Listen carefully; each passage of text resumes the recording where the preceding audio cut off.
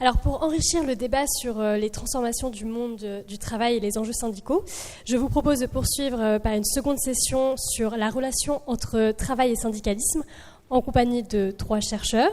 Dominique Méda, qui est ici, qui nous décrira les nouveaux enjeux du travail. Jean-Michel Denis, qui abordera les nouveaux enjeux de la représentation. Et Christina Nisoli, qui clôturera la matinée par son propos sur le renouveau syndical. Et comme pour la table ronde précédente, nous aurons un temps d'échange où vous pourrez poser toutes vos questions. Alors Dominique, je propose que nous commencions par vous. Pourriez-vous en quelques minutes nous résumer l'essentiel de vos recherches et vous présenter? D'accord, je vais essayer. Bonjour à toutes et tous, je suis très heureuse d'être ici avec vous aujourd'hui. Alors, j'ai plusieurs chantiers ouverts. J'ai un chantier sur les politiques sociales que j'ai commencé à travailler quand j'étais au début de ma carrière à l'Inspection générale des affaires sociales, où avec Marie-Thérèse Join-Lambert, sous sa direction, et avec d'autres collègues, dont Christine Daniel et Daniel Lenoir, on a écrit un gros manuel de politique sociale et j'ai continué à travailler ces questions-là. Ça a été pour moi un moment très important parce que c'est par exemple Marie-Thérèse Join-Lambert qui m'a appris l'importance des partenaires sociaux. Moi, j'arrivais avec l'idée que en gros, il n'y avait que l'État qui savait ce qu'il fallait faire. Et vraiment, elle m'a appris ça et je lui en suis très, très reconnaissante. Et ensuite, donc, sur ce chantier de politique sociale, par exemple, j'ai continué à travailler quand j'étais au Centre d'études de l'emploi sur le RSA avec Bernard Gomel, Evelyne Serverin, et notamment sur la question de l'incitation que pourrait constituer le RSA et la question du retour à l'emploi. J'ai un autre chantier autour de la question du travail et de la place du travail dans la société, je dirais. Alors, en 93, j'ai rejoint la DARES et j'ai eu la chance de travailler sur un rapport qu'on a appelé le rapport Boissonnat, ou le travail dans 20 ans, avec mon camarade qui a disparu là, Jean-Louis Dayan, et d'autres. Donc on réfléchissait, on avait écrit ce rapport, le travail dans 20 ans, sorti en 95, qui était censé donc dessiner le monde du travail 20 ans plus tard. Et donc c'est un chantier que j'ai continué à travailler, notamment en faisant plus tard, en participant à un grand projet de recherche qui visait à comparer la place du travail dans la vie des personnes en Europe avec ma collègue Patricia Vindramin. Et puis à partir de cette réflexion sur le travail et sur la place du travail, j'ai aussi écrit un livre qui m'a valu pas mal de problèmes parce que j'avais choisi un titre peut-être pas très intelligent, le travail, une valeur en voie de disparition. Et donc, je ne plaidais pas du tout pour la fin du travail, mais pour la réduction de la place du travail dans la vie individuelle et sociale, et pour sa meilleure distribution, notamment entre les hommes et les femmes. Et donc, après, j'ai travaillé sur plusieurs chantiers. Un chantier autour de la réduction du temps de travail. Par exemple, je me souviens d'un moment où à la DARES, avec mes collègues, on avait fait une enquête qui, à mon avis, est la seule enquête un peu scientifique et un peu d'ampleur sur la perception par les salariés, la perception des effets de la réduction du temps de travail sur les salariés. Et puis j'ai travaillé aussi en lien avec cette question du travail sur, Philippe Pochet en parlait tout à l'heure, sur la critique de la croissance, les questions environnementales, la transition écologique. Pourquoi à partir du travail? Parce que le produit intérieur brut, donc quand on parle de croissance, c'est la croissance du produit intérieur brut, et le produit intérieur brut exclut tout un tas d'activités qui sont pourtant très importantes pour la reproduction de la société. Et puis j'ai un troisième chantier en quelque sorte autour du contrat de travail, et là c'est pour moi Evelyne Serverin qui a été très très importante. J'ai beaucoup de travaux avec elle autour de, par exemple, on a travaillé sur le contrat nouvelles embauches et ses effets, mais aussi sur la rupture conventionnelle, d'ailleurs avec grâce à l'IRES, c'était une commande de la CFDT que nous avions, à partir de laquelle on avait travaillé. Et puis en arrivant à Dauphine, j'ai travaillé sur les zones grises, notamment avec Michel Tallard. Et aujourd'hui, la dernière recherche que j'ai faite, toujours avec des collègues, c'est autour de ces questions d'ubérisation, et notamment on a suivi des inspecteurs de l'URSSAF qui montent des dossiers pour mettre en difficulté les plateformes numériques de travail. Merci beaucoup pour avoir résumé en quelques minutes une si grande carrière comme la vôtre. Jean-Michel Denis, vous êtes professeur à l'Université Paris 1 Panthéon-Sorbonne. Comme pour Dominique Méda, en quelques mots, quels sont vos thèmes de recherche ? Alors, je vais commencer tout d'abord par remercier Frédéric Leray et l'IRES, l'ensemble des membres de l'IRES, de m'avoir invité ici. Je suis d'autant plus heureux de participer à ces 40 ans que j'étais présent pour les 30 et que, si mes souvenirs sont bons, ces 30 ans est un moment où l'IRES traversait un moment de turbulence assez sévère, et fêter les 40 ans de l'IRES montre bien qu'il les a traversés et qu'il a réussi à encore être là aujourd'hui. Bon, pour ça, c'est une très bonne nouvelle. Alors, je vais rien dire sur moi parce que c'est pas mon anniversaire, c'est l'anniversaire de l'IRES, et surtout parce que dire des choses sur sa trajectoire après Dominique Méda, c'est juste impossible. Parce qu'effectivement, on a l'air ridicule. Alors, mais je voudrais plutôt dire un mot sur mon cheminement aux côtés de l'IRES au cours de ma formation. C'est-à-dire que moi, je suis sociologue de formation. Et j'ai commencé mes recherches sur le syndicalisme et les relations professionnelles, tout d'abord au GIP Mutation Industrielle et Services, qui n'existe plus aujourd'hui, et au Centre d'études de l'emploi. Le Centre d'études de l'emploi était très proche géographiquement de l'IRES. Et donc j'ai pu bénéficier des travaux que l'IRES publiait à ce moment-là, et j'ai trouvé dans ces travaux, j'allais dire, le substrat empirique qui me manquait un petit peu dans le cadre de ces travaux sur les relations professionnelles. À la suite de cela, j'ai eu la chance et le plaisir de participer à ces travaux avec un certain nombre de membres de l'IRES qui sont ici présents, Catherine, Vincent, Jean-Marie Pernaut, Udo, voilà. Et ça a été effectivement très très agréable de travailler avec eux. Et puis, par la suite, j'ai intégré le conseil scientifique de l'IRES en tant que représentant de la DARES. Et aujourd'hui, nous continuons à travailler ensemble puisque je représente l'Institut des sciences sociales du travail, et nous organisons avec l'IRES des journées de rencontres régulières sur un certain nombre de thèmes, dont les bilans des ordonnances. Donc voilà, pour tout ce cheminement, je voudrais simplement remercier effectivement tout ce qu'a pu m'apporter l'IRES dans ma propre formation intellectuelle et de sociologue. Alors, je vais passer la parole à Christina. Christina, vous êtes sociologue à l'IRES et allez aborder aujourd'hui le renouveau syndical. Pourriez-vous nous présenter vos principales thématiques de recherche en quelques mots ? Oui, déjà merci aux organisatrices, aux organisateurs et aux collègues ici aujourd'hui. Ça va aller très vite pour moi, la présentation. Je suis à l'IRES depuis 2017, où je travaille notamment avec l'équipe de chercheurs qui travaillent sur les relations professionnelles et le syndicalisme. Je suis sociologue et mes recherches interrogent le rapport au travail et au syndicalisme des travailleurs précaires. C'est mon travail de thèse sur les pratiques syndicales dans le secteur du nettoyage en France et en Italie qui m'a familiarisée aux analyses sur le travail des femmes et des personnes racisées. Et aujourd'hui, toujours en m'efforçant de garder une approche de comparaison internationale, je mène des études collectives sur le rapport au syndicalisme et au travail des travailleurs précaires, en particulier auprès des aides-soignantes dans les EHPAD, des livreurs à vélo ou encore des aides à domicile. Merci.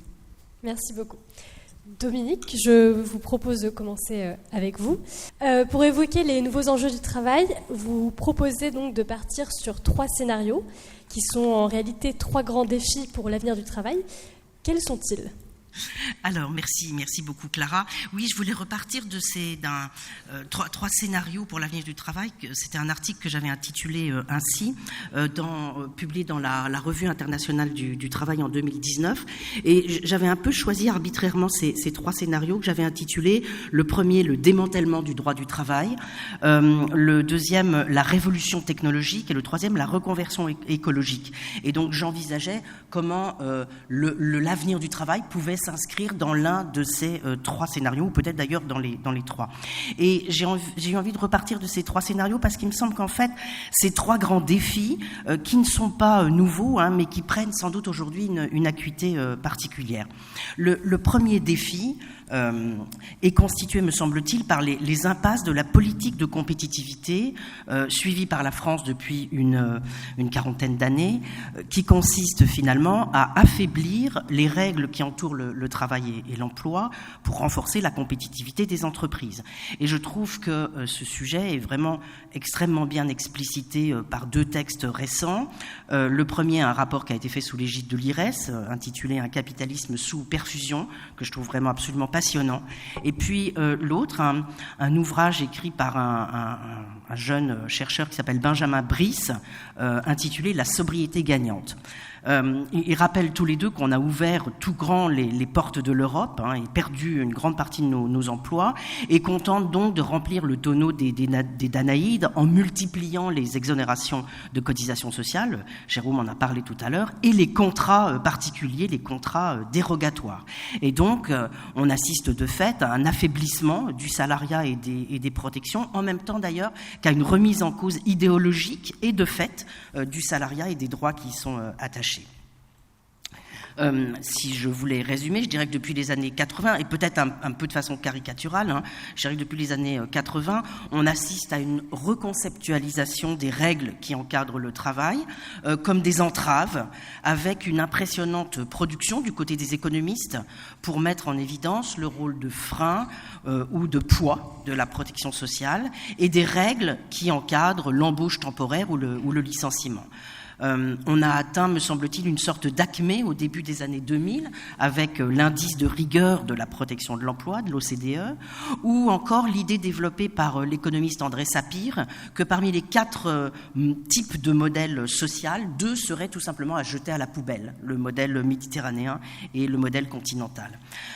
Avec ce qui est devenu une sorte de rengaine au centre de la plupart des réformes du marché du travail en Europe, l'idée que les créations d'emplois seraient peu nombreuses parce que les employeurs ne pourraient pas se séparer facilement de leurs salariés. La conséquence de toutes ces réformes, c'est qu'on a des salariés qui ont de moins en moins intérêt à aller devant les prud'hommes, comme l'ont montré notamment les travaux d'Evelyne Serverin, et ce d'autant que les délais de traitement des affaires sont extrêmement longs. Parmi l'affaiblissement des protections, il faut ajouter, il y a eu une question dans la salle là-dessus tout à l'heure, les réformes récentes de l'indemnisation du chômage. La réduction de la durée d'indemnisation et la dégressivité s'appuient sur une représentation des personnes au chômage comme des personnes, on va dire gentiment, réticentes à travailler. Et donc, on a eu le déploiement de politiques punitives reposant sur une vision néoclassique du travailleur qu'il faudrait donc inciter à revenir à l'emploi, un travailleur qui arbitrerait entre travail et loisir. Et le nouveau défi, c'est que cette idée s'installe de plus en plus dans l'opinion, comme une étude récente de l'UNEDIC sur la perception des chômeurs l'a montré. Or, il faut rappeler, et pardon de le faire devant de bien meilleurs spécialistes que moi, il faut rappeler que le chômage touche prioritairement les ouvriers et les employés peu qualifiés qui ont été mis depuis 20 ans en concurrence avec les travailleurs notamment chinois, est-européens ou les robots. Ils n'ont pas été protégés, nous n'avons pas été capables de les protéger, et il me semble que l'immense défi aujourd'hui, c'est de protéger ce qui reste du tissu industriel français et ses emplois, parce qu'il est désormais certain qu'il existe un lien direct entre les délocalisations, l'augmentation du chômage et le vote pour les extrêmes. Et donc, on a eu une série de lois depuis les années 80 qui ébranlent le salariat, plus, je disais en introduction, l'idée que le salariat ne serait plus désiré, que finalement le salariat, ça serait un vieux truc, pas agréable vraiment, et qu'on préférerait la flexibilité, la liberté. Et c'est ce qu'a soutenu évidemment le développement de l'auto-entrepreneuriat depuis 2009. Dans les recherches qu'on a pu mener à Dauphine avec de nombreux collègues sur ces questions, et notamment les travaux de Sarah Abdelnour, on assiste au retour du tâcheronnage, tout simplement, à la fragmentation du système productif, à la multiplication des phénomènes de sous-traitance. Et il me semble que la vision d'Alain Supiot qui parle de reféodalisation est vraiment très intéressante. Reféodalisation grâce à la rencontre du régime de l'auto-entrepreneuriat et de la diffusion des plateformes de travail numériques. Et là, puisque nous sommes ici pour parler des syndicats, il me semble que les syndicats sont en quelque sorte dos au mur, contournés, et ont beaucoup de mal à résister. Le deuxième défi, donc le premier, c'était le démantèlement du droit du travail. Le deuxième défi, c'est la révolution technologique, qui renforce d'ailleurs le premier défi, le démantèlement du droit du travail. Et c'est bien sûr la diffusion exponentielle du numérique, avec plusieurs conséquences sur le travail. Premièrement, l'ubérisation. J'emploie un terme qui n'est pas exactement académique, mais c'est pas grave. Donc l'ubérisation, c'est-à-dire le recours direct à des prestations de travail non encadrées, la fragmentation du travail et la plateformisation qui atteint de plus en plus de secteurs. C'est-à-dire qu'on va désormais acheter des prestations de travail sur un marché virtuel où les vendeurs de travail du monde entier sont mis en concurrence. Deuxième conséquence, la déshumanisation du travail. Je pense au voice speaking dans les entrepôts, à tout ce qu'on appelle le management par algorithme. Et puis la troisième dimension, c'est la surveillance, le contrôle et la surveillance du travail. Et je pense aux travaux très intéressants de Valerio De Stefano et Antonio Alozzi. Votre patron est un algorithme. Et ce qui est intéressant dans leurs travaux, c'est qu'ils apportent des solutions, puisque pour eux, la solution, c'est de passer par les conventions collectives. La dissolution des collectifs de travail qui est provoquée par toutes ces réalisations est renforcée par le télétravail qui s'est considérablement développé et qui, me semble-t-il, a atteint aujourd'hui ses limites, parce qu'il a montré ses effets largement destructeurs lorsqu'il est généralisé. Et là encore, sur ce deuxième défi, il me semble qu'il y a un formidable contournement des syndicats, même s'ils n'ont jamais lâché prise et si les institutions résistent. Quand je parle des institutions, je pense aussi par exemple à ces inspecteurs du travail et des URSSAF avec lesquels on a travaillé et qui en effet essayent de lutter contre ces gigantesques plateformes. Et puis le troisième défi, on a commencé à en parler aussi dans la séance précédente, c'est l'absence d'anticipation des profonds mouvements de main-d'œuvre qui vont se déployer en raison de la transition écologique. C'est-à-dire qu'il y aura des reconversions d'ampleur, c'est clair. Elles peuvent être catastrophiques ou très intéressantes, comme l'a mis par exemple en évidence le rapport sur le secteur automobile, le rapport de la FNH et de la CFDT, qui montre que si on ne fait rien, on risque de perdre des dizaines de milliers d'emplois, et donc il importe d'anticiper les évolutions. Il y a eu quelques rapports, Philippe Pochet disait qu'il fallait se demander pourquoi il n'y avait pas, il y a une question dans la salle, pourquoi il n'y avait pas beaucoup de travaux. Il y a quelques rapports, alors je pense que la réponse à la question, c'est que d'abord c'est des questions très pluridisciplinaires et puis que l'État internalise beaucoup de choses. Donc il y a pas mal de choses qui sont faites au ministère de la Transition écologique et peu de choses en effet par les milieux de recherche. Il y a eu quelques rapports, je pense, à l'Institut Veblen ou au réseau Action Climat sur les reconversions dans les industries pétrolières et gazières ou sur l'industrie charbonnière. Je dirais que d'un point de vue justement du travail de l'État, il y a eu un très important rapport Parisot, le fameux plan de programmation des emplois et des compétences en 2019, mais finalement depuis il y a eu peu de choses en effet, alors que les enjeux sont absolument immenses. Et là encore, les syndicats sont gênés, comme on l'a dit tout à l'heure, parce qu'ils sont écartelés en quelque sorte entre la défense de l'emploi et l'accompagnement des reconversions. Et je dirais que les syndicats, d'une manière plus générale, sont gênés à l'égard de la politique de sobriété qui remet en question les luttes classiques en faveur du pouvoir d'achat et du partage des gains de productivité, avec toute la question de la critique de la croissance et de cette question qui nous tiraille tous, puisqu'on voit les bienfaits considérables qu'a apporté la croissance, mais on voit aussi d'un autre côté les dégâts qu'elle fait.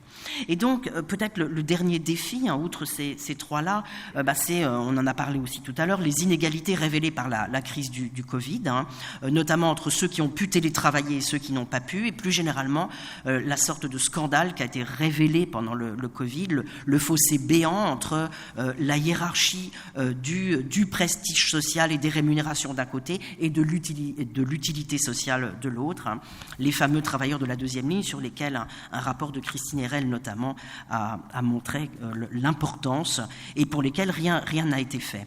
Alors jusqu'à la crise sanitaire, j'avais l'habitude de raconter que les Français étaient parmi les Européens les plus attachés au travail, mais qu'ils se plaignaient de conditions de travail très médiocres, cela étant conforté par les enquêtes françaises et européennes. Et j'avais l'habitude d'attirer l'attention de mes auditeurs sur l'enquête Conditions de travail de 2013, dans laquelle on voit très clairement la situation de l'hôpital et des services publics s'aggraver.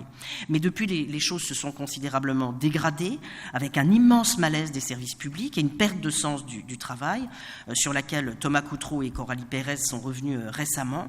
Je rappelle qu'ils mettent au premier plan de leurs explications la pression des multinationales, les fusions-acquisitions, la recherche de rentabilité et l'insuffisance des effectifs, qui expliquent donc cette perte de sens du travail et qui conduit, comme la désindustrialisation, à des votes extrêmes.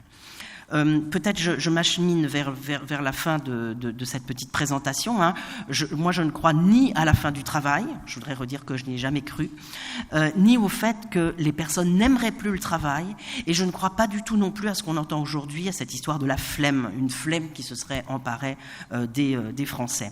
Je pense qu'un certain nombre de conditions de travail sont devenues insupportables et rendent le travail insupportable, mais qu'il y a toujours chez nos concitoyens une recherche effrénée de sens du travail et surtout d'un travail utile. D'où les voies de sortie que je voudrais évoquer. On les avait un petit peu évoquées dans le livre que nous avons écrit avec mes collègues Éric Heyer et Pascal Loquiec, qui s'appelait « Une autre voie est possible ». Premièrement, redonner toute leur place aux syndicats. J'ai une passion particulière pour une exploitation de l'enquête européenne sur les conditions de travail faite par Duncan Galli, qui montre que c'est dans les pays nordiques que le bien-être au travail est le plus présent et qui trouve pour cela une seule variable explicative, c'est le taux d'adhésion aux syndicats. Premièrement, donc redonner toute leur place aux syndicats. Deuxièmement, engager résolument nos sociétés dans la reconversion écologique, donc anticiper, accompagner. Je pense qu'on peut transformer la crainte qui s'empare de nous parfois en un chantier enthousiasmant. Je pense que la reconversion écologique, elle est susceptible de créer beaucoup d'emplois, de développer de nouveaux métiers qui seront à l'évidence des métiers utiles, peut-être plus utiles qu'un certain nombre de ceux qu'on connaît aujourd'hui. Troisième solution, revoir les aides aux entreprises. Et là encore, je pense que le fameux rapport que j'ai cité tout à l'heure, le capitalisme sous perfusion, sur lequel je ferai ma chronique dans Le Monde de samedi, est très très très important. Et puis, quatrième solution, changer la gouvernance des entreprises, comme ma collègue Isabelle Ferreiras a pu le proposer, idée que nous avons reprise dans un livre intitulé « Manifeste travail, démocratiser, démarchandiser, dépolluer ». Merci beaucoup.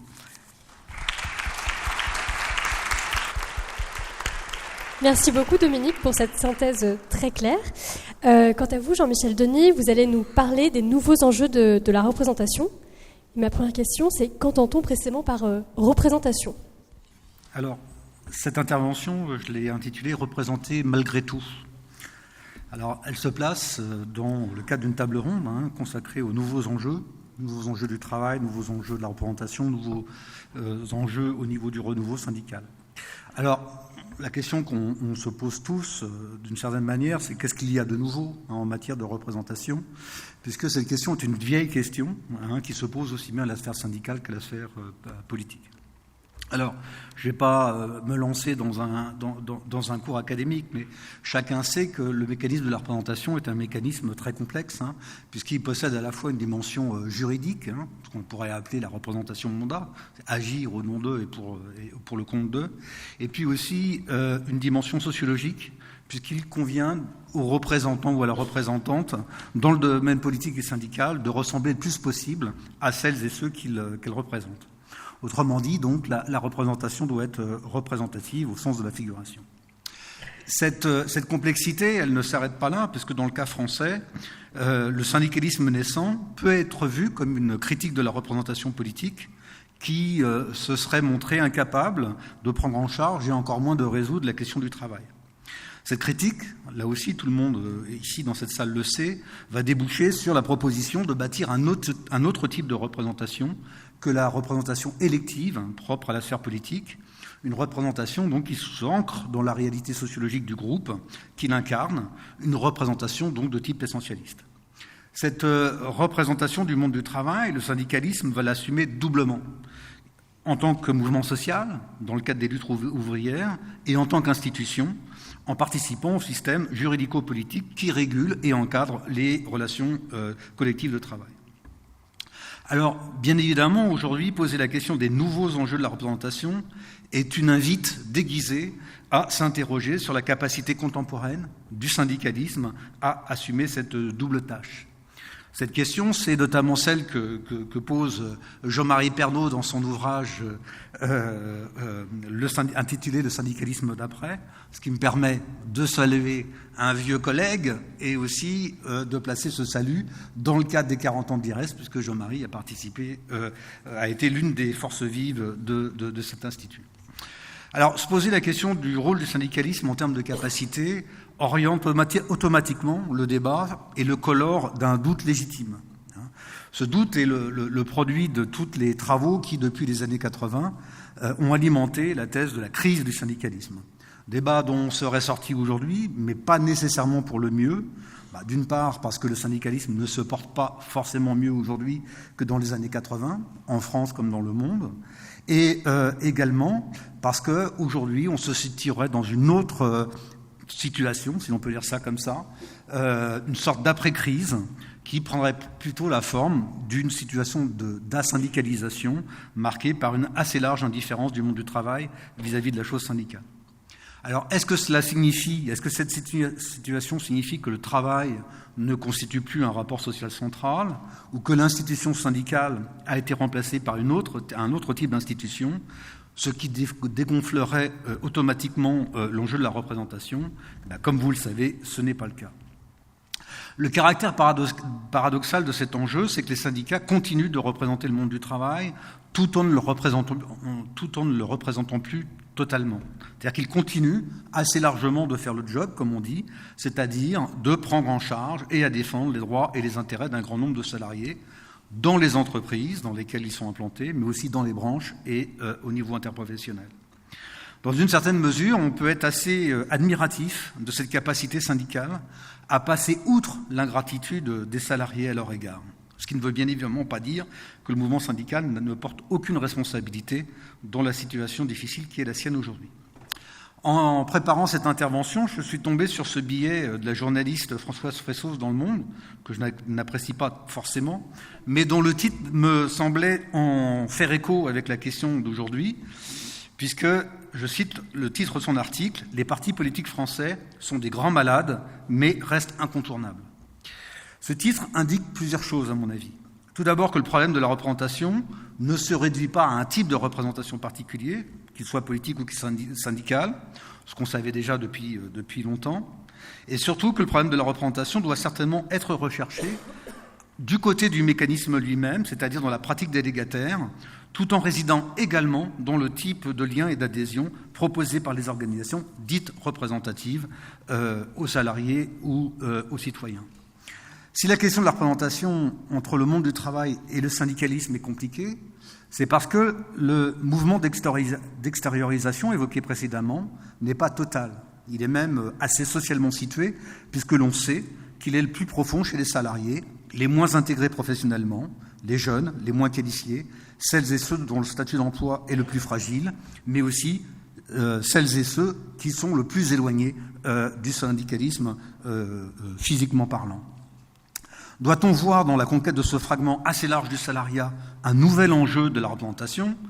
Bien sûr, c'est une évidence. Le problème est que le constat n'est pas nouveau et qu'il est assez largement documenté par tous les travaux, y compris ceux de l'IRES d'ailleurs, qui se sont succédés depuis plusieurs décennies sur la transformation du tissu productif et de la structure de la main-d'œuvre. Le problème de la représentation est aussi compliqué car celui-ci forme un tout. C'est un problème sociologique, on l'a dit, autour du lien à constituer ou à reconstituer entre le représenté et le représentant. C'est un problème politique autour du projet de solidarité qui doit s'incarner dans le lien de représentation et être porté par lui. Et c'est un problème de capacité ou de puissance, celui de pouvoir peser dans le rapport de force. Enfin, c'est un problème de légitimité qui vise à représenter une large part du salariat au-delà des seuls salariés stables.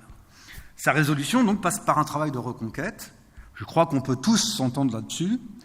Par contre, on le sera certainement moins à propos des voies que cette reconquête doit prendre.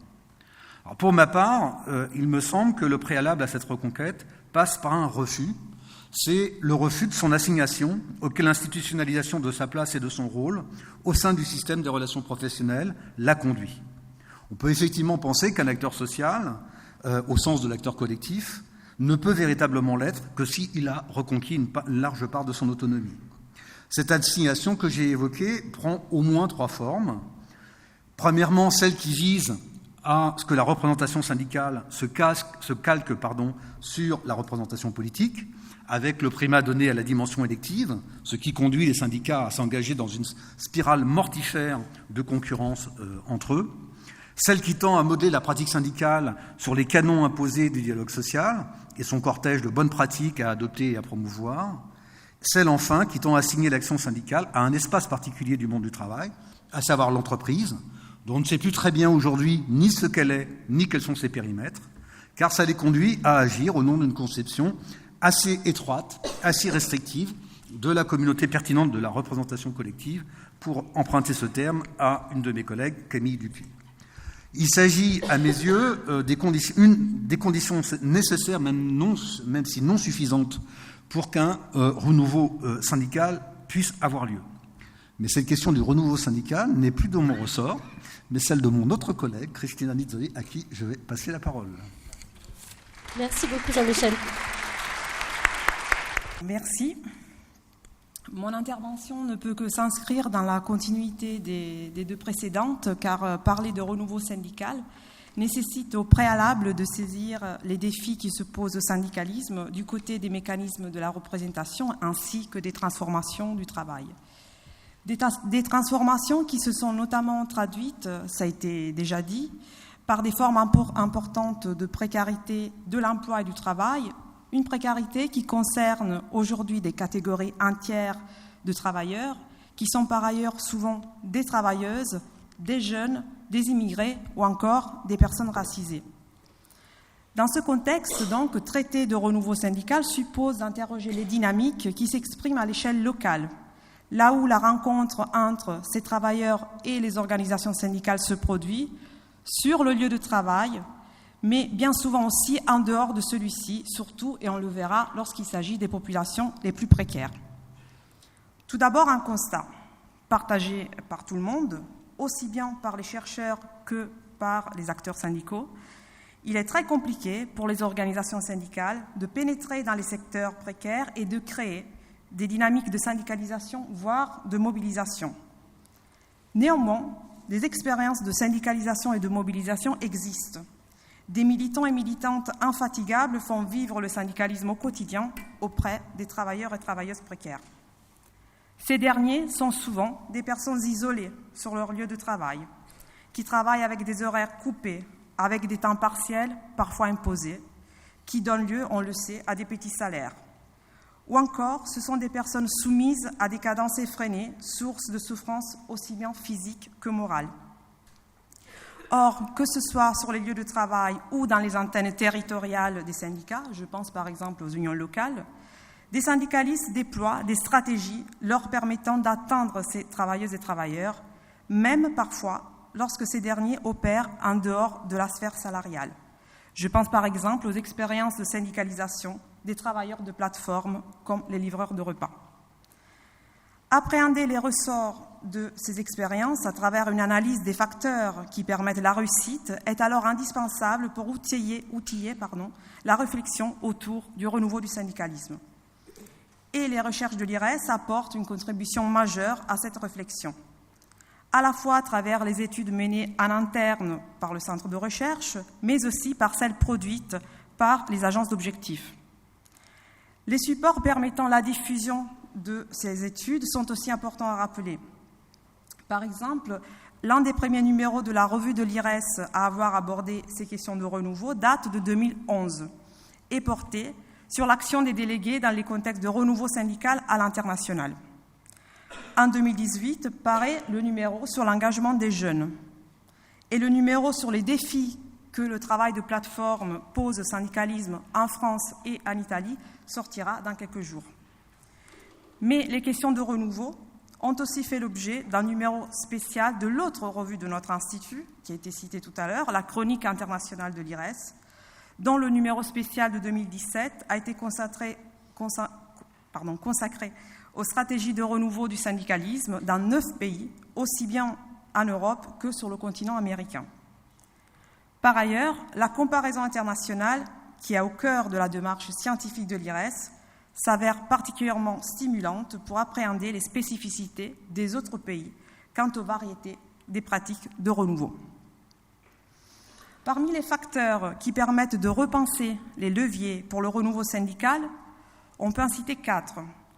La fragmentation du collectif de travail, les transformations des structures syndicales, les soutiens extérieurs, par exemple les clients ou les usagers pour les secteurs comme le commerce et les services, ou encore tout ce qui relève de la reconnaissance du point de vue situé de ces travailleurs et travailleuses, point de vue qui est souvent minoré, voire invisibilisé. Je vais donc aborder plus en détail ces 4 thèmes en les illustrant à travers des exemples issus des études les plus récentes que nous menons, notamment à l'IRES. Sur le premier facteur, la fragmentation des collectifs de travail et donc l'isolement des travailleurs, déjà on peut dire qu'il s'agit d'un trait commun à plusieurs secteurs d'activité. On le retrouve par exemple dans les entreprises de nettoyage soumises à la sous-traitance, système par lequel les salariés d'une même entreprise opèrent sur des lieux de travail différents. Mais la fragmentation du collectif de travail, on la retrouve aussi chez les aides-soignantes dans les EHPAD, dont les cadences de travail sont difficiles à tenir et qui n'ont ni le temps, ni parfois des espaces dédiés pour pouvoir se rencontrer. Mais on peut citer bien évidemment aussi le cas des aides à domicile, qui opèrent dans l'intimité des foyers des bénéficiaires, ou encore les livreurs de repas que l'organisation du travail imposée par les plateformes conduit à opérer de manière isolée. Or, pour ces travailleurs et travailleuses, le syndicat peut représenter le lieu clé pour un début de socialisation professionnelle. Une socialisation qui est en quelque sorte empêchée sur le lieu de travail. Pour le dire autrement, avant d'être l'espace pour la socialisation militante et syndicale, le syndicat représente le lieu primordial pour que ces travailleurs isolés puissent se voir, se parler et échanger quant à leur vécu au travail. Nous l'avons vu dans le secteur des EHPAD, par exemple, où c'est au sein d'une union locale que des aides-soignantes, toutes travaillant dans le même EHPAD, ont découvert qu'elles n'étaient pas seules à être exposées à des conditions de travail extrêmement difficiles, qui étaient en train de les conduire au burn-out. Elles étaient devenues maltraitantes malgré elles, dans un contexte où la direction opérait pour les mettre les unes contre les autres. C'est ainsi que la découverte d'une condition partagée, rendue possible par des rencontres soigneusement organisées par une militante syndicale, devient le premier levier de la syndicalisation. Des salariés qui, écoutés et accompagnés par cette militante, se sont sentis à l'aise, se sont sentis en sécurité. Par exemple, les conditions étaient réunies pour qu'elles ne se sentent pas jugées lorsqu'elles arrivaient à l'union locale pour se réunir et elles amenaient leurs enfants. C'est bien ce processus d'écoute et de mise en confiance qui a rendu possible la constitution d'un groupe de travailleuses qui deviendra par la suite engagé sur le plan syndical. Cet exemple pour vous dire à quel point une réflexion autour des lieux permettant de mieux capter des populations éloignées du syndicalisme est primordiale dans une perspective de renouveau syndical. Ce qui renvoie le syndicalisme à ses débuts, à sa mission initiale visant à permettre aux travailleurs de se rencontrer souvent en dehors de l'entreprise. Mais à côté du lieu, il est aussi important de repenser les fonctions des structures syndicales existantes. À cet égard, et il s'agit là du deuxième facteur que je souhaite aborder, il faut rappeler que les structures syndicales telles qu'elles ont été façonnées au XXe siècle sont aujourd'hui bousculées par les transformations du travail. Je pense notamment aux fédérations, structurée sur la base des secteurs d'activité et dont la fonction de représentation est aujourd'hui mise à mal, par exemple, par la sous-traitance. On le voit très bien dans le secteur du nettoyage, où les salariés du donneur d'ordre et ceux de l'entreprise de nettoyage partagent le même lieu de travail, tout en étant représentés par des fédérations différentes. La question n'étant pas de dépasser la structure de représentation par secteur, mais de trouver des stratégies pour répondre au mieux à la fragmentation du collectif. Là où on observe que le syndicalisme d'entreprise correspond de moins en moins à la communauté de travail réelle. C'est bien dans un tel contexte que certains militants syndicaux essayent de créer et faire tenir des collaborations entre fédérations différentes, parfois avec le but explicite d'épauler, de supporter les salariés externalisés grâce au soutien des fédérations des salariés du donneur d'ordre, qui sont souvent, on le sait aussi, les mieux implantés. Un autre exemple concerne la réflexion autour des structures permettant de représenter les travailleurs de plateforme. Un thème qui a conduit les organisations syndicales à repenser aussi leur rapport à cette catégorie de travailleurs qui opèrent, on le rappelle, en dehors des frontières du salariat. C'est pourquoi questionner les fonctions de la structure syndicale est indispensable afin de pouvoir élaborer des stratégies qui permettent de dépasser la fracture entre un salariat stable et protégé, qui est souvent aussi mieux représenté sur le plan syndical, et les travailleurs et travailleuses les plus au bas de l'échelle. Mais les stratégies de renouveau qui réussissent, celles qui permettent aux organisations syndicales de rallier les travailleurs les plus distants du syndicalisme, sont aussi souvent celles qui prennent appui sur l'action d'autres catégories d'acteurs, des acteurs qui n'appartiennent pas au rapport de travail. J'en viens donc à mon troisième point qui concerne les soutiens extérieurs. Or, pourquoi les soutiens des acteurs extérieurs sont un facteur à prendre en compte pour réfléchir aux pratiques de renouveau ? Tout d'abord, parce qu'ils sont susceptibles d'apporter de la visibilité aux salariés précaires, parfois même en les protégeant des éventuelles représailles des employeurs. En effet, il ne faut pas oublier que, de manière générale, pour les travailleurs et travailleuses précaires, le simple fait d'adhérer à un syndicat et encore plus de participer à des mobilisations peut s'avérer très coûteux, en raison de la fragilité de leur position sur le marché du travail, mais aussi au sein de la société plus en général. Pensons par exemple aux personnes racisées ou aux travailleuses qui élèvent seules leurs enfants. Dans ces contextes, les soutiens extérieurs peuvent s'avérer un atout. C'est quelque chose qu'on observe dans les mobilisations des travailleurs sans-papiers, par exemple, où le soutien des associations et des réseaux militants extérieurs à la sphère syndicale est une ressource importante qui permet de faire tenir ces mobilisations dans la durée. Mais l'importance des soutiens a aussi été montrée pour les mobilisations des aides-soignantes dans les EHPAD. Dans ce dernier cas, des mobilisations ont été menées avec l'appui des familles des résidents de ces structures.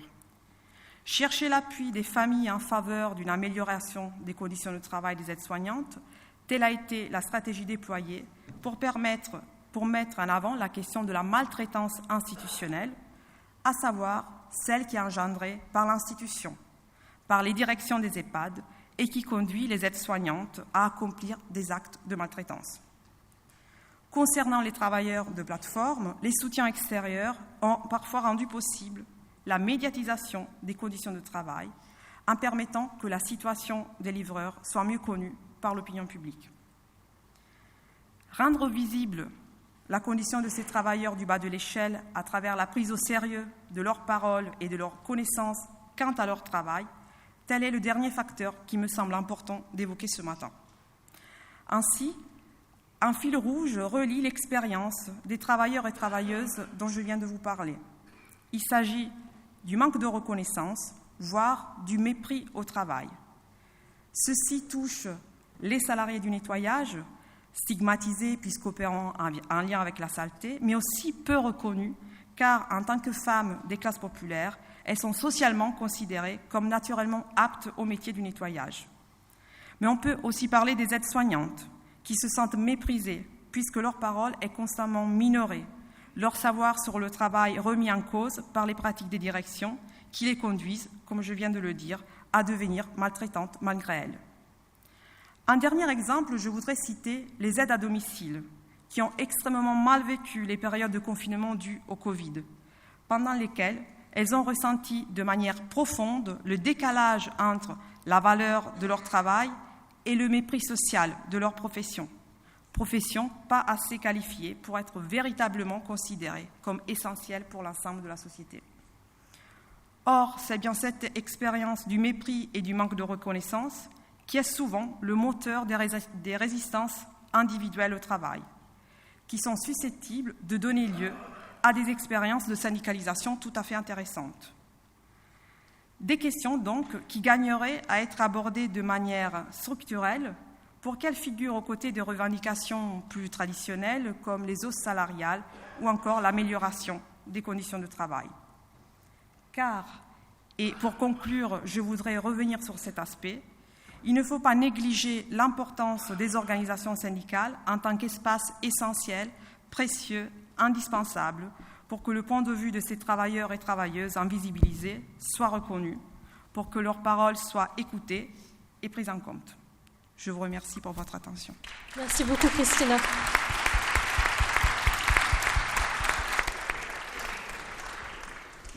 Je vous propose maintenant que nous laissions la parole à la salle. N'hésitez pas à poser vos questions comme tout à l'heure.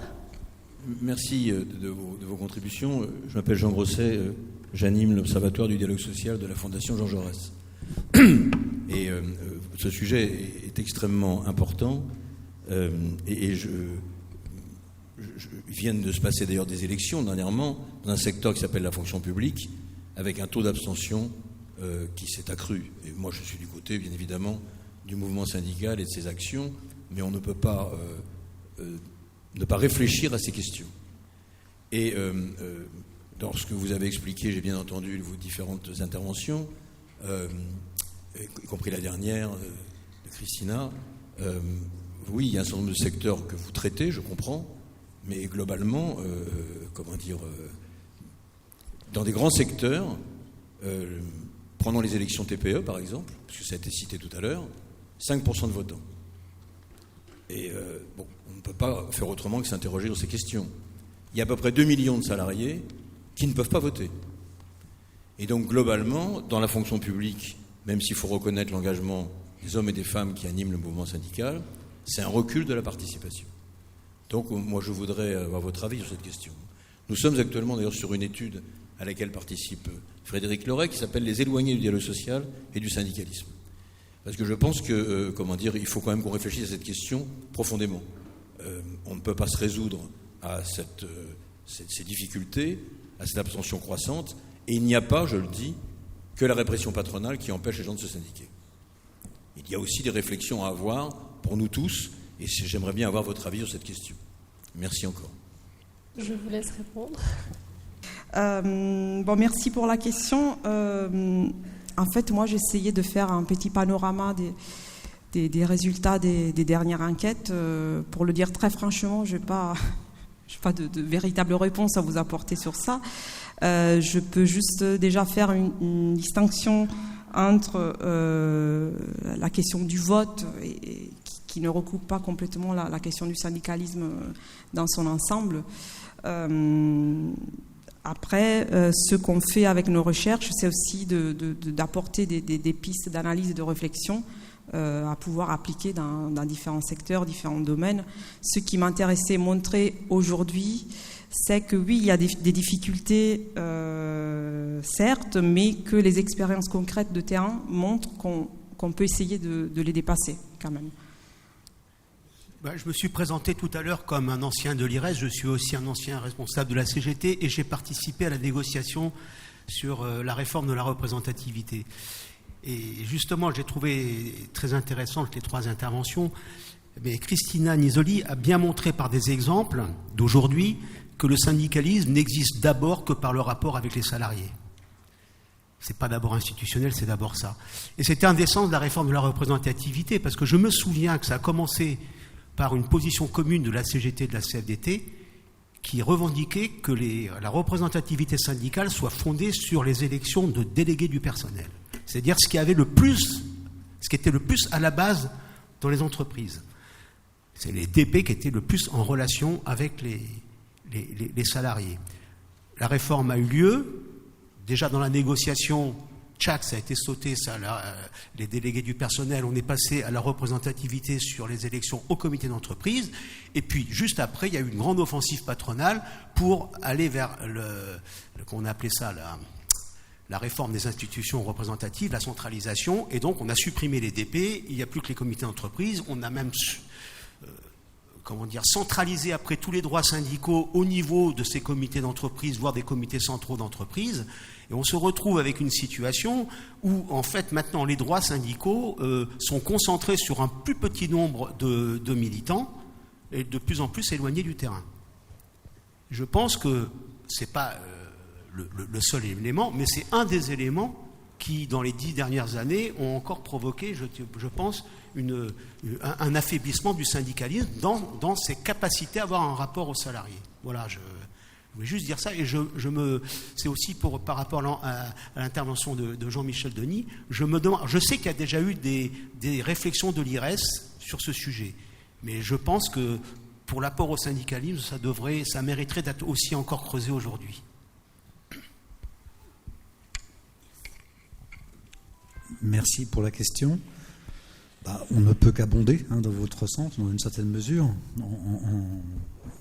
en ajoutant que les ordonnances de 2017, elles ont un peu plus creusé effectivement ce processus d'éloignement et de centralisation, et qu'effectivement on peut tout à fait penser, comme vous le dites, que ce qui est essentiel, c'est le rapport direct entre le salarié et son représentant. Là-dessus, on est bien d'accord.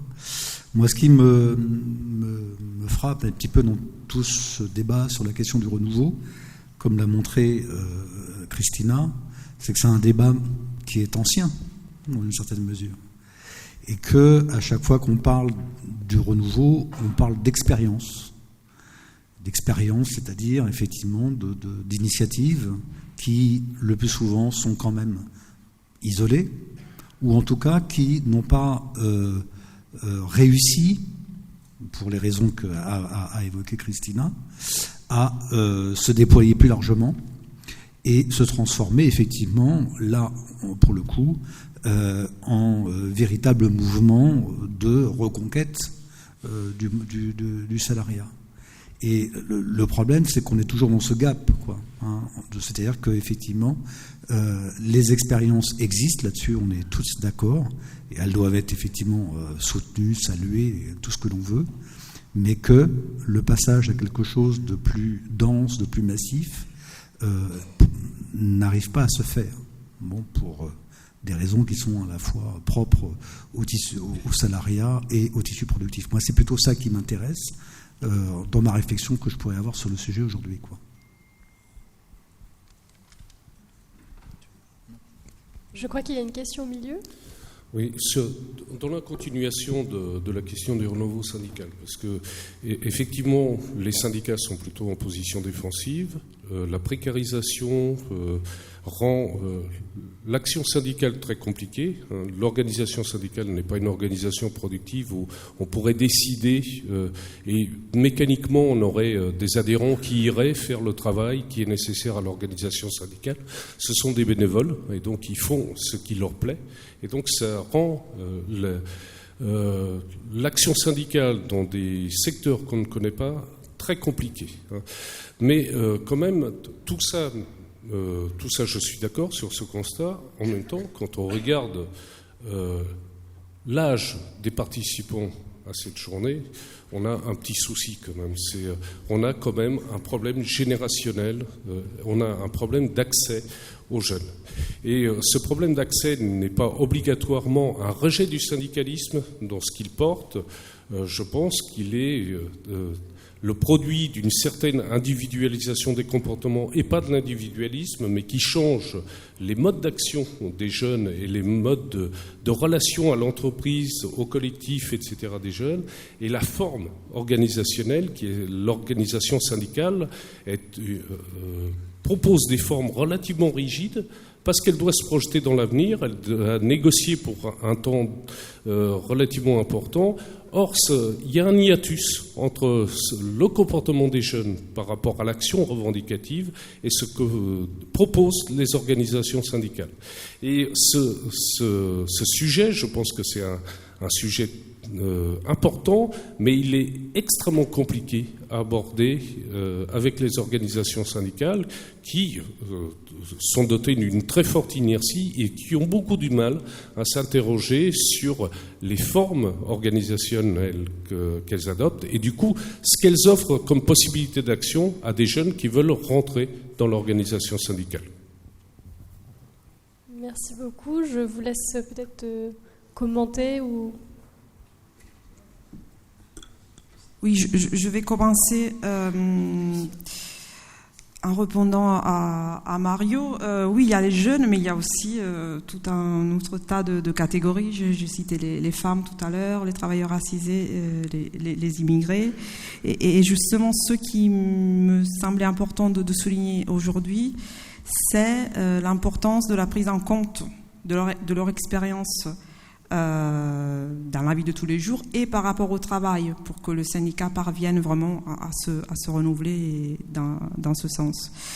Je reviens sur la question des femmes et ça me permet de faire un lien avec les réformes, notamment la question des CSE sur laquelle on est en train de mener des études avec l'IRES, où on voit bien, par exemple, comment la question de la parité homme-femme pourrait représenter un levier pour renouveler un peu les rangs syndicaux et par rapport au nouveau mandat CSE.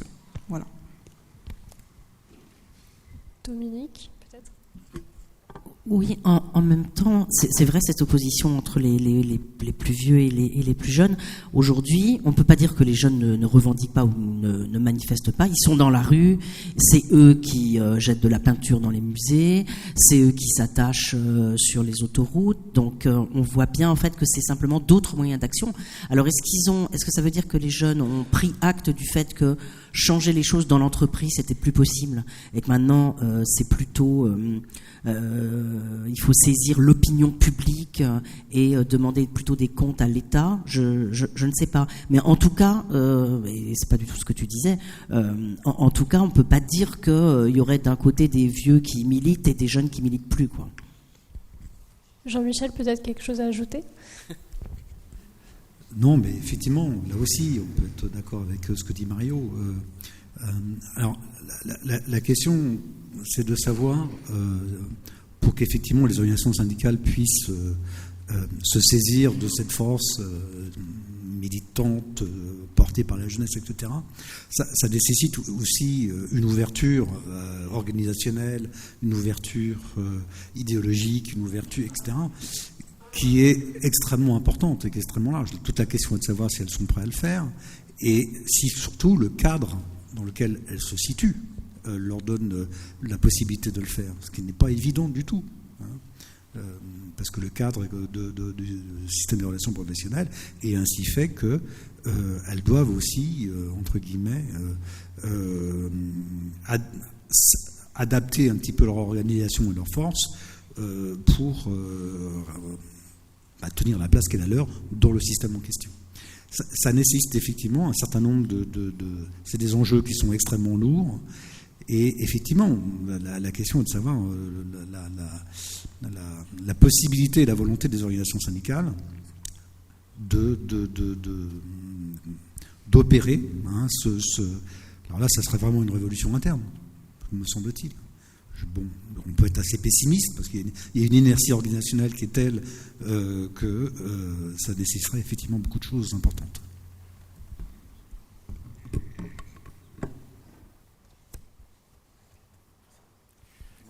Bonjour, Pascal Tourès, on va dire économiste. Je me permets d'intervenir par rapport à la problématique qui est posée, à savoir qu'il faut des syndicats forts, il faut qu'ils soient présents, et ils sont fondamentaux dans la vie des entreprises et dans le fonctionnement social global. Et en même temps, effectivement, dans les petites entreprises, participation faible, taux de syndicalisation atrocement bas dans le privé, et pourtant, dans le même temps, la propension à signer, lorsqu'il y a des organisations syndicales, donc, il est relativement élevé, et toutes les organisations syndicales signent, y compris celles qu'on considère comme la plus réfractaire, en l'occurrence la CGT. Ça veut bien dire qu'il y a une implication dans la vie des entreprises, dans le mode de fonctionnement concret. Et d'ailleurs, avec la Covid, on a pu constater que non seulement il y avait un maintien d'un haut niveau d'accords signés, mais qu'en plus, les directions d'entreprise étaient bien contentes d'avoir des interlocuteurs pour rentrer dans des vrais sujets très concrets, y compris dans le mode opérationnel et opératoire, donc du travail concret dans les entreprises. Bon, une fois qu'on a dit ça, et une fois qu'on a dit aussi, et c'est une évidence, c'est que le syndicalisme part de la base, et c'est par les actions qui sont menées en réponse aux enjeux qui sont posés au secteur d'activité, aux populations, que le syndicalisme parvient ou pas à se développer. Pour autant, il y a aussi un cadre général qui participe à fragiliser ou pas l'univers syndical. Et je pense qu'il y a quelques illustrations qu'on peut avoir. Il me semble, et ça renvoie au débat de tout à l'heure, que, en l'occurrence, c'est moi qui crache là. Oui, hein, je parle trop fort. Bon, je vais essayer de rester loin. Voilà. Il me semble que par rapport au débat de ce matin, était posée la problématique du mécanisme assurantiel.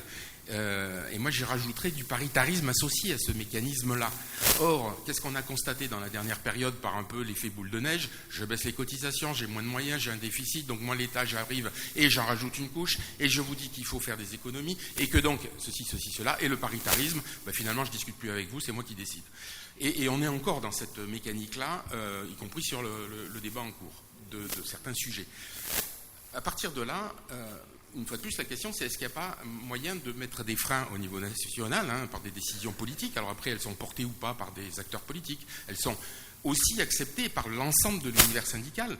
Parce qu'il y a eu une tentative à un moment donné, avec la réforme dans la représentativité des organisations syndicales, de se dire on va aller vers un système un peu à l'allemande, ou à l'Angleterre, enfin plutôt allemande. On va avoir ceux qui protestent, et puis on va avoir ceux qui négocient. Mais en fait, rien n'a bougé. Les seuils qui ont été mis, tels qu'ils ont été mis entre les 8 et les 10%, au final, vous avez toujours les mêmes organisations syndicales. Donc il y a à la fois des pesanteurs, des historiques, mais il y a en même temps des choses qui bougent par la force des choses.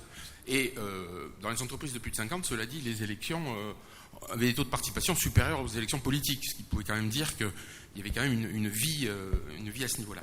Tout ça pour arriver à la conclusion, c'est que est-ce que vous, nous, chercheurs, on n'a pas aussi à essayer de proposer des évolutions ou des positions politiques nationales, globales, qui permettent d'accompagner les organisations syndicales dans leur travail de terrain, mais pour leur permettre de retrouver des moyens, retrouver de l'air, retrouver une capacité à agir, autre que simplement le conflit. Lequel conflit d'ailleurs, et ça participe me semble-t-il à expliquer une partie de leur fragilisation, c'est que ça fait un bon moment qu'il n'y a pas eu des luttes nationales qui ont abouti avec des résultats un peu concrets pour les travailleurs. Donc ça incite pas non plus à se syndicaliser. Mais est-ce que pour autant il faut des luttes pour pouvoir syndicaliser? C'est peut-être pas ce qu'on recherche non plus. À partir de là, je ne sais pas si nous, quand je dis nous, je me mets dans le lot, on est capable de proposer quelque chose qui accompagne et aide, sans mettre les syndicats en porte-à-faux, parce que c'est quand même eux qui sont concernés par ce sujet. Voilà. Non, mais je crois qu'on est d'accord. Mais le problème, c'est qu'il y a énormément de propositions dans des tas de recherches, mais simplement, il n'y a pas le débouché politique qu'il faut. Donc, c'est à partir de ce moment-là. Et c'est pour, je reviens au rapport, là, un capitalisme sous perfusion. Ce qui est intéressant, c'est que ça braque vraiment le projecteur sur les processus un peu invisibles qui sont à l'œuvre. Quand le rapport montre que, par exemple, la baisse des exonérations de cotisations sociales se paye par un prélèvement beaucoup plus fort sur les ménages, enfin voilà, qui nous montre les circuits qu'il y a derrière. Ça, c'est très intéressant de rendre ça visible. Mais après, s'il n'y a pas la volonté politique ou les forces politiques qui permettent justement de mettre fin à ce processus de baisse ou d'organiser les choses autrement, on reste en effet sur des défaites. Et quand même, ces défaites, elles expliquent sans doute largement le fait que une partie de nos concitoyens ne se tournent plus vers les syndicats. C'est bon? Voilà. Et je voudrais revenir sur la remarque de Cristina Nizzoli. Excusez mon accent, moi j'ai une expérience syndicale étrangère surtout. Je suis surpris par je suis content d'entendre les propos sur la nécessité de l'appui extérieur. Je crois que la phrase de Christine Etzé, voilà, c'était un soutien extérieur, notamment pour les personnes en situation isolée et le défaillance d'organisation syndicale chez les personnes en situation de plateforme ou isolation. Il y a des mouvements internationaux qui se pèsent là-dessus, mais ce qui me frappe le plus, c'est l'absence au sein du mouvement syndical ici de la fonction organisateur syndical qu'on en voit bien dans d'autres pays, qui coûte un budget. Mais le succès du SEIU, par exemple, dans l'organisation c'est-à-dire dans les vastes secteurs importants, était basé sur des campagnes organizing agressives dans lesquelles on contacte des milliers de salariés, on organise un effort et on aboutit à une resyndicalisation d'une partie de la population. Je suis frappé par l'absence de ça dans bien des syndicats et je voudrais poser les questions de cet ordre-là. Pardon, mais je n'ai pas compris la question. Enfin, je vois bien l'intérêt de votre réflexion, mais je n'ai pas compris la question précise par rapport à la France. Ma question, c'est expliquez-moi la difficulté du mot syndical continental à adopter cette structure d'organisateur syndical et le financer, de mener des campagnes agressives de resyndicalisation de manière stratégique par secteur. On voit la faiblesse de la campagne Amazon en Europe, alors qu'il y a un certain succès ailleurs. On a vu le Fight for 15, le 13 ici, avec le McDo, financé essentiellement par SEIU. Et je vois la difficulté des mouvements interssyndicaux en France et financés par les syndicats, ayant comme but de recruter de nouveaux membres et de mener de nouvelles campagnes. Oui, merci. Il y a sûrement des différences dues aux spécificités culturelles de chaque pays par rapport à la sphère syndicale.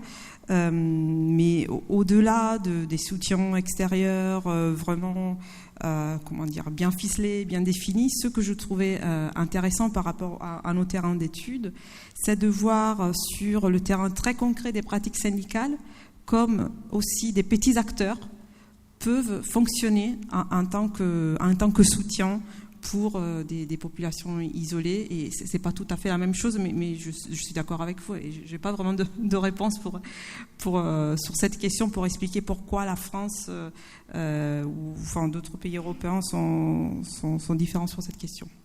Oui, j'avais une question pour Dominique Méda sur justement l'impact de travailler sur la transition écologique, parce que et ça renvoie aussi à ce que disait Christina Nisoli sur l'intérêt de s'associer avec d'autres organismes extérieurs, parce que sur la transition écologique, ça ne se passe pas que dans l'entreprise, donc ça ne concerne pas que les organisations syndicales. Donc est-ce qu'il ne faut pas justement avoir passé du dialogue social à un dialogue plus sociétal ou élargi à la société civile? Enfin, donc il y avait eu un travail dessus fait par le Centre de formation ministère du Travail, INTFP, lors d'une session il y a près de 20 ans, quoi. Donc, mais donc la question qu'on est de se poser. Puis deuxièmement, quand même, je voudrais abonder dans le sens de la nécessité d'un changement justement des pratiques syndicales au vu de la mini-enquête Opinionway qu'on a financée, qu'a financé l'association des auditeurs de l'INTFP, le centre de formation, donc ministère,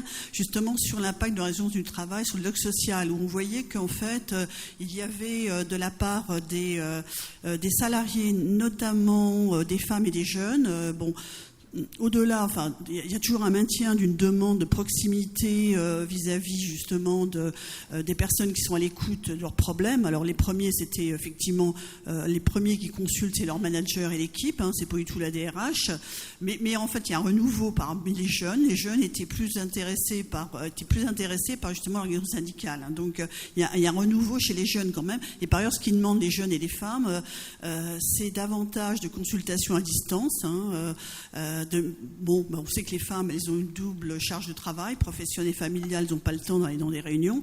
Donc elles demandent plus apparemment, et des jeunes aussi, eux c'est le numérique, justement d'utilisation des outils numériques pour échanger, quoi. Et par ailleurs, il y a une demande aussi de consultation, plus généralement, c'est-à-dire qu'on les consulte sur leurs besoins, leurs attentes, etc. Donc voilà.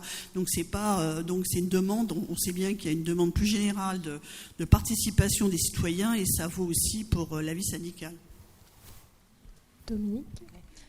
Oui, sur la question de la transition écologique, c'est vrai que de toute façon, elle heurte de plein fouet les convictions, les certitudes, les représentations d'un très grand nombre d'acteurs, d'actrices.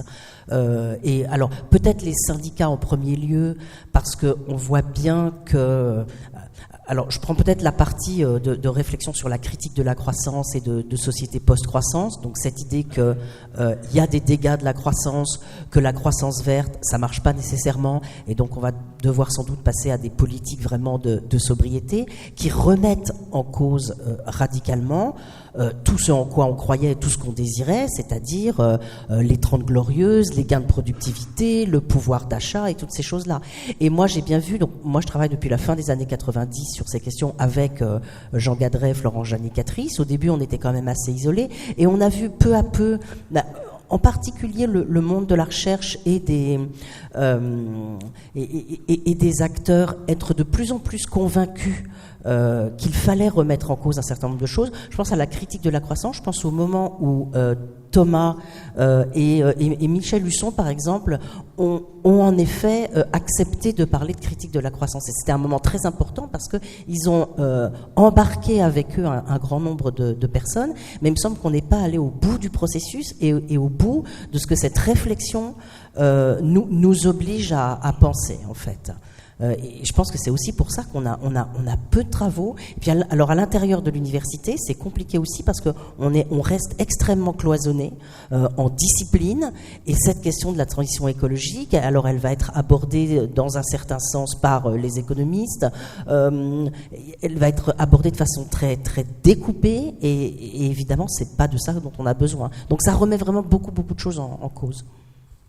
Je voudrais juste ajouter un élément à ça, mais là je vais prendre ma casquette de directeur d'un institut du travail, où effectivement on s'aperçoit quand même que la question de l'environnement et la question des enjeux environnementaux, pour le dire de façon assez large, est une préoccupation qui est de plus en plus saisie par les organisations syndicales, c'est-à-dire qu'elles sont demandeuses de plus en plus de formation à ces questions-là. Et donc je pense que, y compris par l'intermédiaire de ces formations, on peut réussir à la fois à poser la question par rapport à ce qui se passe dans l'entreprise, mais aussi à aborder la dimension plus large de la question environnementale. Et donc du coup, là, ça montre qu'il n'y a pas que les forces extérieures, entre guillemets, au mouvement syndical qui s'intéressent à cette question-là, mais aussi les organisations syndicales elles-mêmes. Oui, bonjour, Bernard Gazier. Économiste, il y en a, même dans cette salle.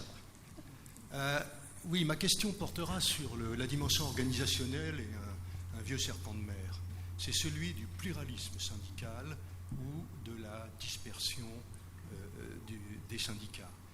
Est-ce que ce débat bouge un peu? Est-ce que vous pouvez parler dans le micro? Plus plus près. C'est mieux comme ça. Oui, voilà. Pluralisme ou dispersion, c'est un très très vieux débat. Évidemment, s'il y a des syndicats différents qui représentent des populations différentes avec des objectifs et des priorités différentes, c'est bien. En revanche, il y a aussi beaucoup de diversité à l'intérieur même des syndicats, entre courants différents. Et quelquefois, il y a même des gens qui disent qu'il y a plus de variété à l'intérieur de certains syndicats qu'entre les syndicats. Alors, je me demandais simplement si ce débat a une place aujourd'hui lorsqu'on discute sur le renouveau syndical. Est-ce que quelque chose a bougé ou bien est-ce que c'est toujours pareil? Oui, je vais essayer de répondre.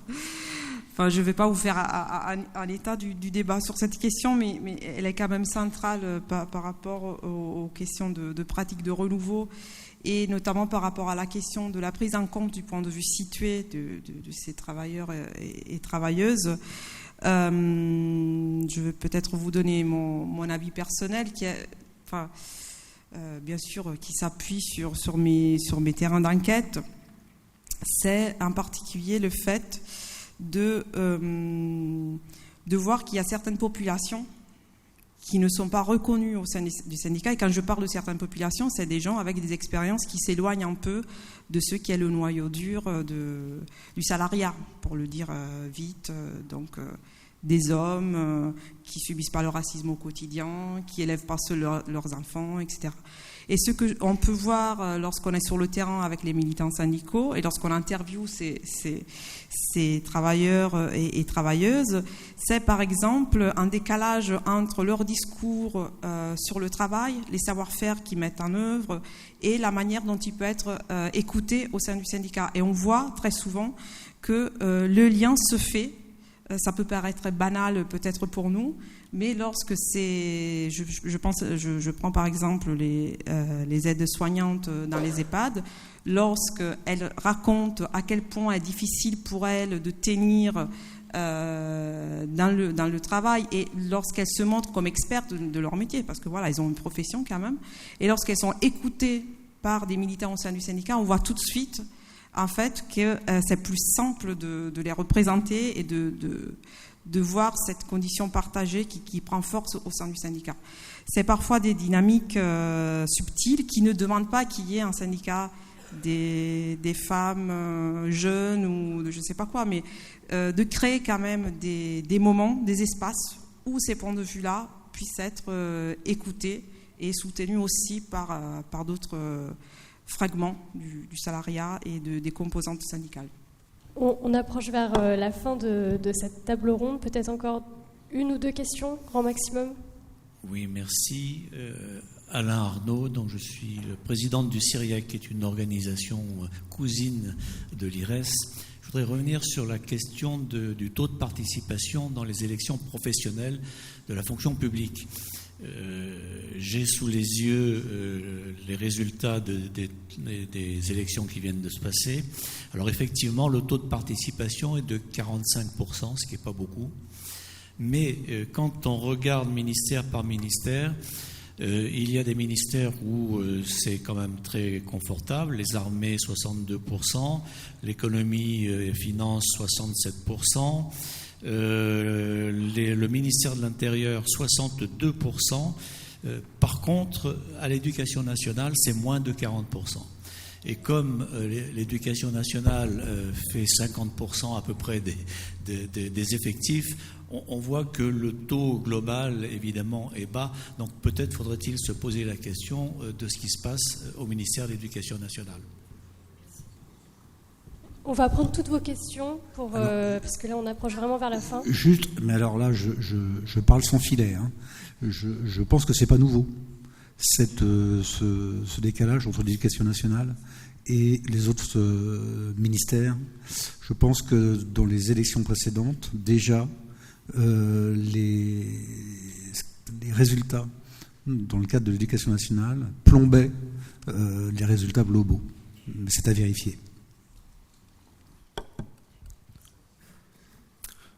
Oui, peut-être pour réagir dans un premier temps sur la question du clivage générationnel.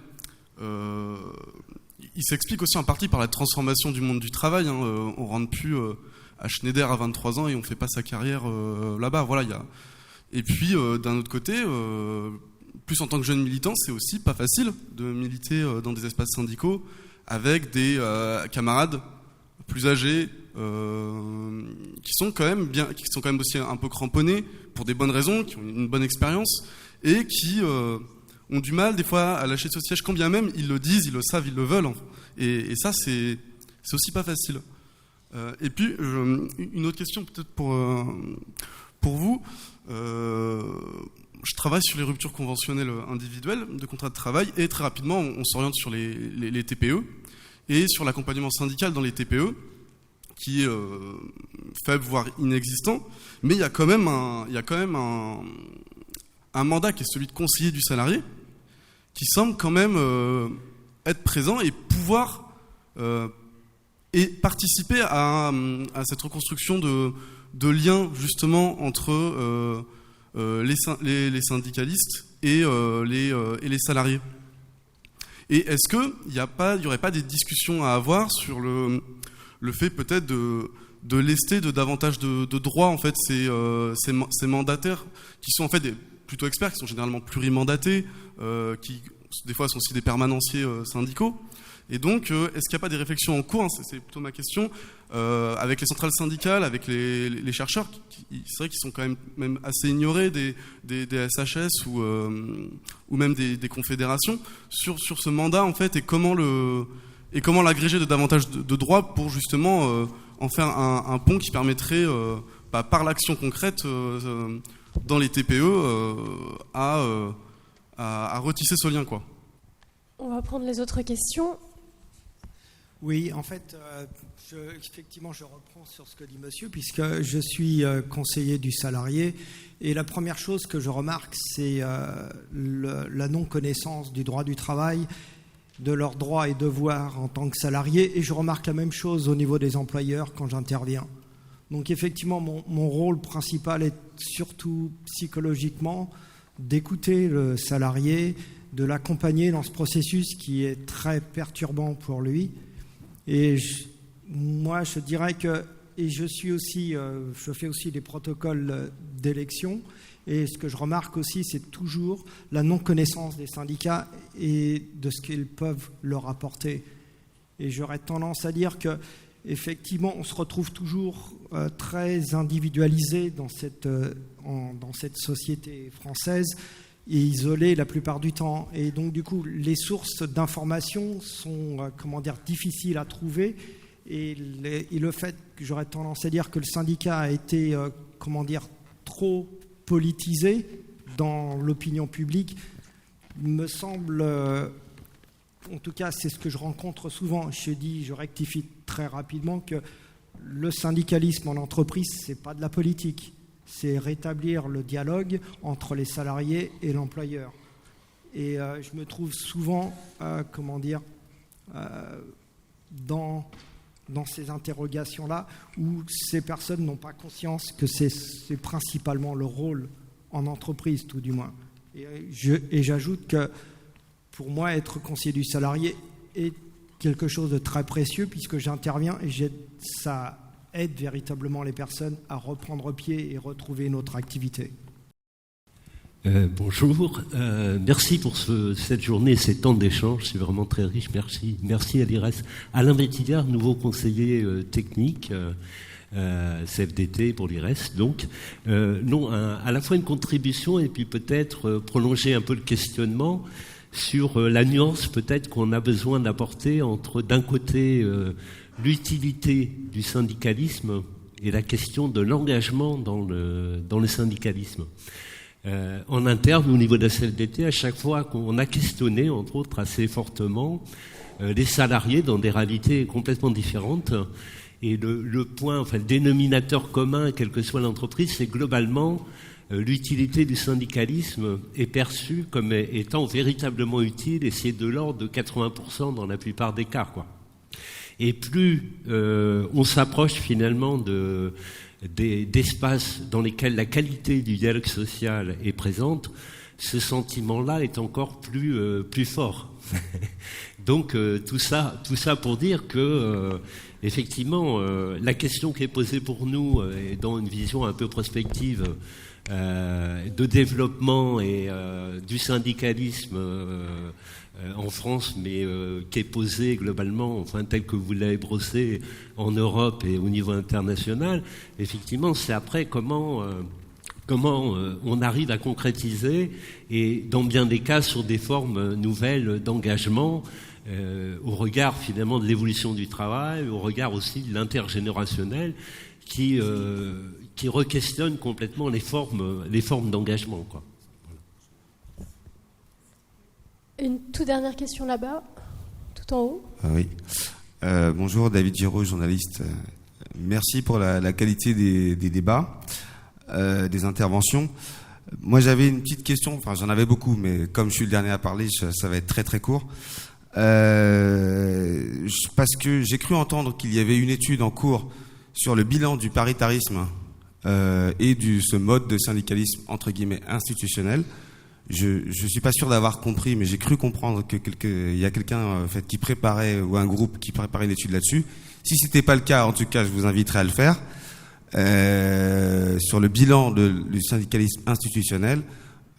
Et ma question, donc au-delà de cela, porte sur le caractère revendicatif, puisqu'à l'origine, le syndicalisme, c'est d'abord la revendication, et d'abord de parler effectivement de son travail, et souvent au troquet à l'époque ou ailleurs, maintenant, ou sur le terrain de foot, comme ça se passe aussi maintenant pour des nouvelles générations de militants.